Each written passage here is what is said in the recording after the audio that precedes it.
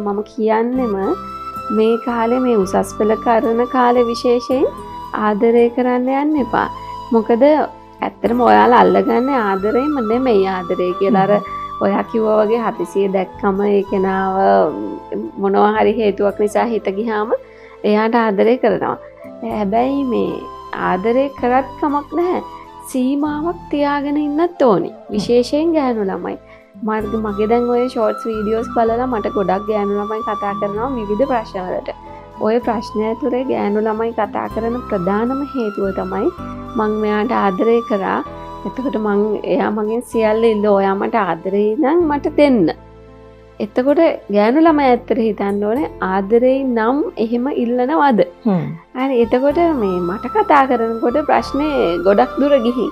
එතකොට ඒ ආදරේද ඉල්ලනේම දීලා තමන්ගේ ජීවිතේ විනාශ කරගෙන තමයි මේ කතා කරන්නේ. ඔක්කොම දේවල් වුණාට පස්සේ. හැබැයි එතකොට අපිට ඒක ආපහු හදන්න බැහැනේ. මොකක් වුණත් අපේ රට සංස්කෘතිකයි තාමත් අපි විවාහ වෙනකොට මේ තාමත් පිරිමි අය කන්‍යාභාවය බලනවා. සමහර අය කියනවානේ මේ එයා විවාහ වෙන්න නම් හොඳ නැහැ. හැබැයි ඉතින් මේ නිකන් ජීවත් වෙන්න හොඳයි. විවාහයට මට එහෙම කෙනෙක් අවශ්‍ය නැහැ. ඒ කියන්නේ විවාහයේදී ගොඩාක් සංස්කෘතික වෙනවා තාමත්. කතාවට කියන්නේ පිරිමියා නම් මොන දේ කරලා ආවත් ගෙදෙට්ට ඇවිත් නෑවට පස්සේ ප්‍රශ්නයක් නැහැ කියන්නේ. හැබැයි ගැහණු කියන එක තාමත් අපේ පිරිමි ගෝත්‍රිකයි. ඒක ඇත්තටම අපිට කියන්න බලනවා.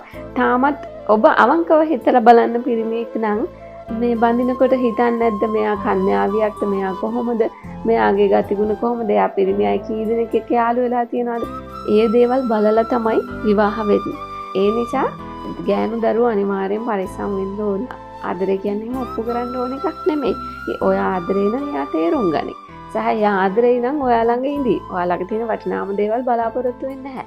අවුරුදු 14ක දරුවෙක් වුණත් යම් කිසි තරමකට තේරෙනවනේ. ඒ නිසා ජීවිතය ගැන ඊට වඩා ගැඹුරින් හිතන්න.